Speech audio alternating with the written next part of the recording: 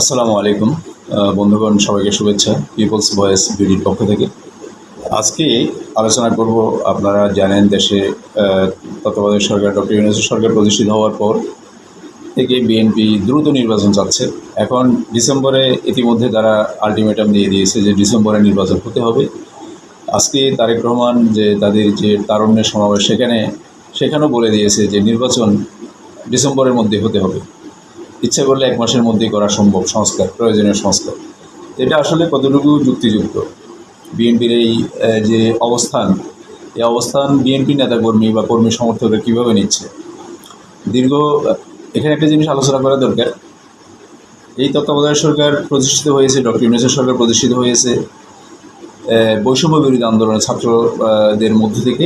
সেখানে ছদ্মবেশে বিএনপি অংশগ্রহণ করছে, ছাত্রদল, যুবদল, ছাত্র শিবির অংশগ্রহণ করছে, অন্যান্য দলও বামপন্থী দল, কিছু বামপন্থী দল অংশগ্রহণ করছে। করার পরে এটা প্রতিষ্ঠিত হয়েছে। বিএনপির প্রথম দিকে সেখানে অনেকটা সমর্থন ছিল না, পরবর্তীতে বিএনপি এটাতে জড়িয়ে পড়ে।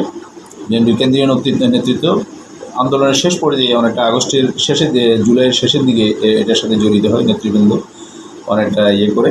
কিন্তু বিএনপির মাঠ পর্যায়ের ছাত্রদল, যুবদলের নেতাকর্মীরা প্রথম থেকেই, যেহেতু তারা ছাত্র, তারা এখানে অংশগ্রহণ করেছে এবং এমনকি স্কুল পর্যায়ে ছাত্রছাত্রীরা এই আন্দোলনে অংশগ্রহণ করেছে। তার পরবর্তীতে শেখ হাসিনার সরকার 15.5 বছর 16 বছরের শাসনের অবসান ঘটে হাসিনা বিদেশে পালিয়ে যেতে বাধ্য হয়।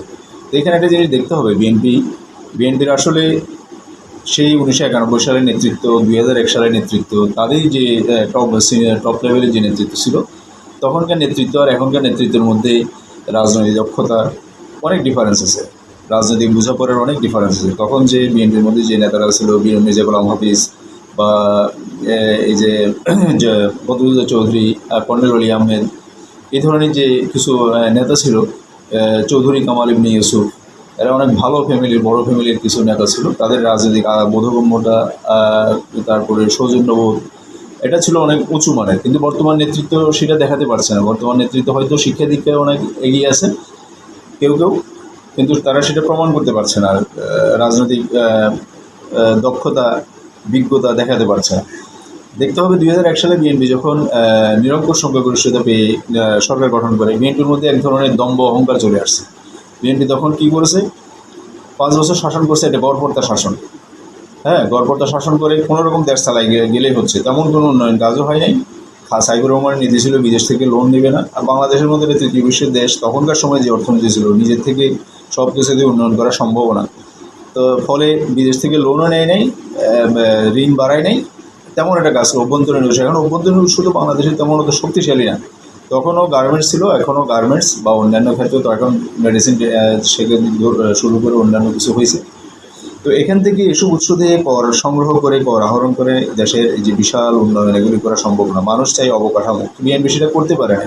একটা গড়পড়তা শাসন দিয়ে 5 বছর বিভিন্ন চলে গেছে। বিএনপি তখন একটা অভিনব প্রস্তাব রেখেছিল, আব্দুল মোন্নান ভূঁইয়া ছিল তখন। উনি বলছে যে আমরা ক্ষমতার মেয়াদ 5 বছর না করে 4 বছর, অর্থাৎ বেশি সময় থাকলে জনপ্রিয়তা কমে যায়, সরকার তা 4 বছর করে আবার নির্বাচন দেয়।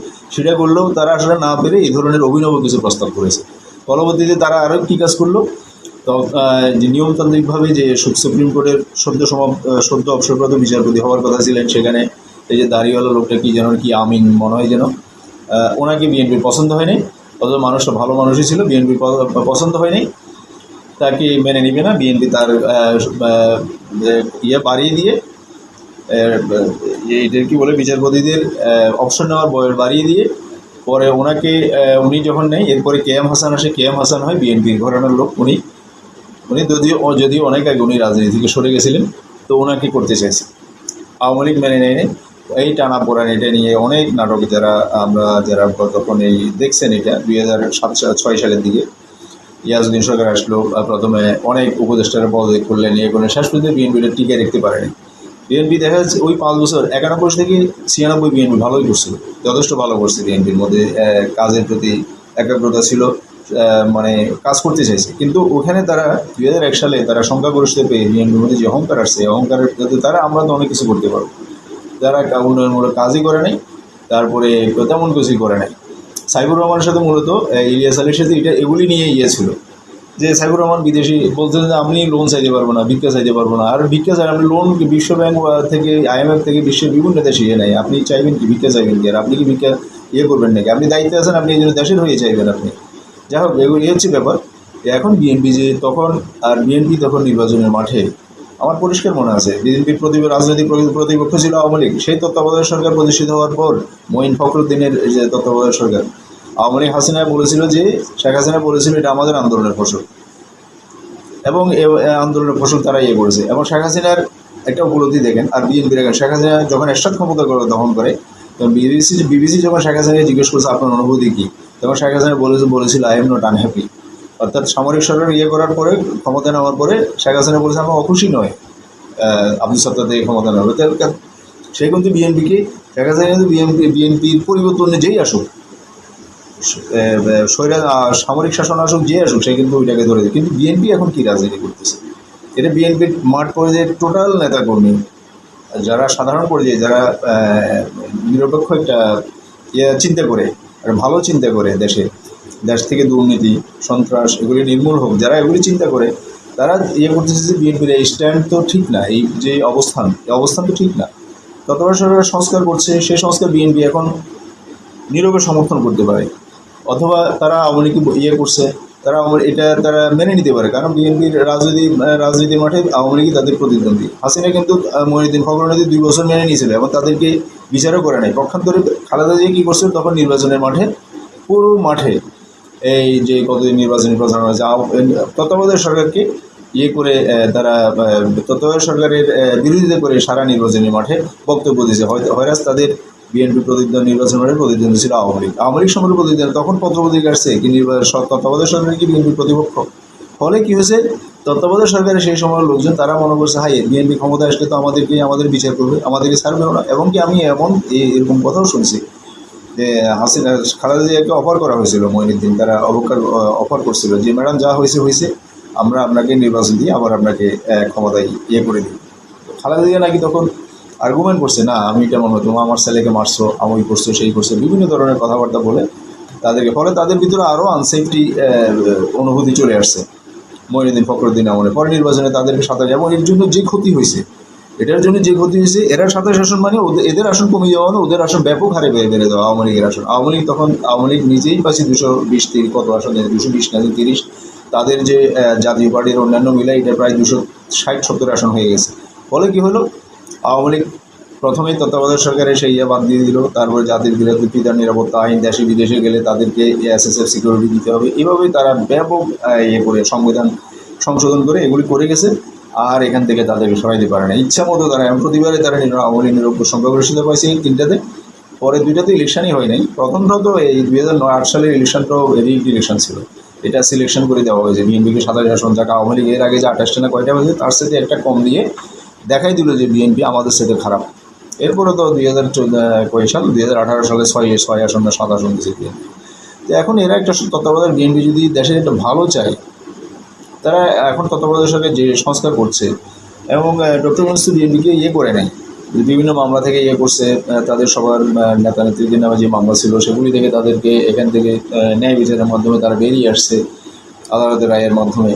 তাদের সহযোগিতা করা উচিত। তারা হয়তো বিএনপি ডিসেম্বর বলছে, উনি বলছেন যে 2026 সালের জুন মাসের মধ্যে নির্বাচন হবে, বা এটা এপ্রিল-জুন মাসে বর্ষাকাল থাকে, তো বাংলাদেশে জুন মাসে নির্বাচন আয়োজন করা ঠিক না, এটা হতে হবে এপ্রিলের মধ্যে, অথবা 26 সালের সেপ্টেম্বর-অক্টোবরের মধ্যে, অক্টোবর-নভেম্বরের মধ্যে গিয়ে নির্বাচন হতে হবে। কারণ এই মাঝের সময় বাংলাদেশে এত বেশি বর্ষা থাকে, এখানে নির্বাচন করা সম্ভব না। তো এই সময়টা বিএনপি অপেক্ষা করতে পারছে না কেন? বিএনপি তো উচিত, একদম বিশ্ববরেণ্য একজন ব্যক্তি, বাংলাদেশের বিভিন্ন দিক দিয়ে দাবিয়ে রাখার জন্য ভারত রীতিমতো হয়ে আছে, তাহলে কেন তারা বিএনপি এটা মেনে নিচ্ছে না? তাহলে উনি তো ভারতকে মোটামুটি করে ফেলতেছে। ভারতের কোনো কিছুই এখন আর বিশ্ব দরবারে বাংলাদেশের বিরুদ্ধে কাজ করতেছে না। যেখানে গত 15 বছর ভারত বাংলাদেশের উপরে একেবারে চেপে বসছিল, সর্বদিক দিয়ে, ট্রানজিট থেকে শুরু করে, ট্রান্সশিপমেন্ট যেটা চাইছে সেটাই দেওয়া হয়েছে।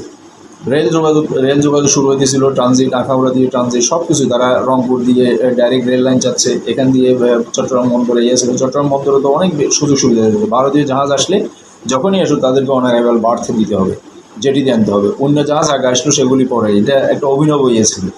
সেই জিনিসটি বিএনপি কেন করে? এবং বিএনপির একটা সময়, এখন এই বিএনপির স্ট্যান্ডবাজির কারণে এবং বিএনপিকে জনগণ ভাবতেছে যে তারা ভারতের দালাল রয়ের এজেন্ট হয়ে গেছে, তাদের এটা রয়ের এজেন্ট হয়েছে। এবং বাংলাদেশের মধ্যে একটা সেন্টিমেন্ট, কিন্তু বাংলাদেশের যেই দলই ভারতপন্থী হবে, প্রো ইন্ডিয়ান হবে, তারা কিন্তু হারিয়ে যাবে, তারা কিন্তু সময়ের ব্যবধানে মানুষের মন থেকে উঠে যাবে। তো বিএনপির এই অবস্থানটা, বিএনপিকে কারা এই রাজনীতি দিক নির্দেশনা দিচ্ছে, এখানে ডক্টর ইউনূস তাদের সাথে শত্রুতা করেনি, তাদেরও উচিত হবে ডক্টর ইউনূসের সাথে শত্রুতা না করা, বরং আন্ডারস্ট্যান্ডিংয়ে আসা। বরং নির্বাচন হওয়ার পরে তাকে কয়েক মাস সময় বেশি চাইছে এমন কোনো ইয়ে না, যেটাতে তাদের সমর্থন ইয়ে হবে মনে হচ্ছে। হ্যাঁ, আওয়ামী লীগকে নিষিদ্ধ করছে, এখন আওয়ামী লীগের কিছু সমর্থন যদি দরকার হয়, যারা অপরাধ করেনি, অন্যায় করেনি, তাদের বিএনপি যদি দরকার হয়, তারা কিছু নীরবে তত্ত্বাবধায়ক সরকার এটাকে তারা ইয়ে করতে পারে, এটা ওদের ঘাড়ে যাবে। বিএনপি তো সেটা করার দরকার নেই, এই দোষ তো বিএনপি নেওয়ার দরকার নেই, এবং তত্ত্বাবধায়ক সরকারের বিরোধিতা করে সেটা করাও ঠিক না। কারণ আওয়ামী লীগের সময় যেগুলো হয়েছে এগুলোরও কিছু অর্থ ফিরিয়ে আনা বা সন্ত্রাস, গুম, খুন যেগুলি হয়েছে সেগুলোর তো মানুষ এগুলোর বিচার চাই, সেই জিনিসগুলো তো দেখতে হবে। তো আশা করি বিএনপি এই জিনিসগুলো বুঝতে পারবে, সাধারণ মানুষ এই জিনিসগুলো বুঝতে হবে, না হলে কিন্তু বিএনপি কিন্তু জনপ্রিয়তা ব্যাপক হারে হারাচ্ছে। বিএনপির যে জনসংখ্যা জায়গা, বিএনপির মতো দল, এই যে জনসংখ্যা ঢাকার তারুণ্য জনসভায় কয়েক লাখ মানুষ জড়ো করা, এটা কোনো ব্যাপার না। বাস্তবিক পক্ষে দেখা যাচ্ছে যারা ওই সবসময় বেকার খেটে রাজনীতি করে, একই মানুষ সব মিলিয়ে যায়, চিরাং থেকেও যায়, ঢাকা থেকে, উত্তরবঙ্গ থেকে একই মানুষ সব জায়গায় থেকে যায়। তো এগুলি দিয়ে হবে না। বাস্তব যে সাধারণ ভোটার, সেই ভোটার কিন্তু বিএনপি কিন্তু কমতেছে এই স্ট্যান্ডবাজির কারণে। আশা করি দলীয় নেতৃত্ব, হাইকমান্ড এটা ভেবে দেখবে এবং তাদের বিশেষ করে তত্ত্বাবধায়ক সরকার ডক্টর ইউনূসের মতো একজন বিশ্ববরেণ্য ব্যক্তির সাথে এই ধরনের ইয়ে করা ঠিক হবে না। তারা বুঝে ওনাকে সময় দিবে, ওনার সংস্কার উনি করবে, পরবর্তীতে ওনার ডিসেম্বর আর উনি বলছেন জুন, 5-6 মাসের তো কোনো ব্যাপার না, এবং জুনটা যদি অক্টোবর সেপ্টেম্বর হয় তাহলে এটা কোনো ব্যাপার না। কিন্তু দেশে কিন্তু আর কোনো ফ্যাসিলিটি প্রতিষ্ঠিত হওয়া যাবে, দিতে যাওয়া না। দেশে কিন্তু দুর্নীতি, এটা বিএনপিও করতে পারবে না, কোনো দলেই যাতে আর করতে না পারে সেই ব্যবস্থা নিতে হবে। এবং ডক্টর ইউনূস সেই ব্যবস্থা নিচ্ছে বলেই জনগণ তাদেরকে হয়তো সমর্থন করতেছে। হ্যাঁ, বিএনপি কিন্তু সমর্থন হারাচ্ছে, এটা কিন্তু বিএনপিকে ভেবে দেখতে হবে। দেশে যদি দুর্নীতি না হয়, সন্ত্রাস না হয়, গুম না হয়, মানুষ কিন্তু সেটাই চাচ্ছে। কারণ এগুলির করে অনলি 5% মানুষের পকেট ভারী হচ্ছে, 5% মানুষ ক্ষমতাশালী হচ্ছে। বাস্তব 95% মানুষ তারা ওই সাধারণ জীবনযাপন করছে, কাজকর্ম করে খেটে খাচ্ছে, কাজ করতে পারতেছে, চলতে পারতেছে, না হলে পারতেছে না। একটা জিনিস ভেবে দেখবেন, বাংলাদেশে কিন্তু আমাদের মতো দেশে মানুষের পারিবারিক উন্নয়নে, ব্যক্তিগত উন্নয়নে কিন্তু সরকারের তেমন কোনো ভূমিকা নাই। এখানে ভূমিকা হচ্ছে মানুষ খেটে টাকা উপার্জন করে, সেটা দিয়ে তার পরিজন চালায়, ছেলে মেয়েদেরকে লেখাপড়া করে। এখানে তো রাষ্ট্রের ভূমিকা খুব কম। রাষ্ট্র তেমন করে, হ্যাঁ, রাষ্ট্রের ভূমিকা এখন মুক্তিযোদ্ধা ফ্যামিলি ভাতা পাচ্ছে, আর কী পাইতেছে? এভরিহোয়ার গভর্নমেন্ট স্কুল প্রাইমারি পর্যন্ত বা হাই স্কুল কয়টা আছে? হ্যাঁ, পাবলিক বিশ্ববিদ্যালয়ে কয়জনের চান্স পায়? এগুলিতে খরচ কম, কিন্তু আর সব জায়গায় কিন্তু খরচ বেশি। সেখানে কি সরকার কি সেদেরকে সাবসিডি দিতেছে লেখাপড়ার বাচ্চাদেরকে, স্টুডেন্টদেরকে? সরকারের কি গভর্নমেন্ট চাকরি দিয়ে সবাইকে ইয়ে করতে পারতেছে? প্রত্যেকের ইয়ে দিয়ে, যোগ্যতা দিয়ে কাজ করতেছে, গায়ে খেটে ইয়ে করে। সরকার তো রাস্তায় শুয়ে আছে যে ওদেরকে নিয়ে খাবার দিচ্ছে, ওদেরকে বাসস্থান বানিয়ে দিচ্ছে, প্রতিদিন হাজার হাজার মানুষ রাস্তায় শুয়ে থাকে ইয়ে করে। এগুলো কি করতেছে বাংলাদেশে? তাহলে বাংলাদেশে কিন্তু এগুলোর খুব একটা ইয়ে নাই, সরকারের কিন্তু অবদান নাই একটা মানুষের, একটা ফ্যামিলির উন্নয়নের পেছনে।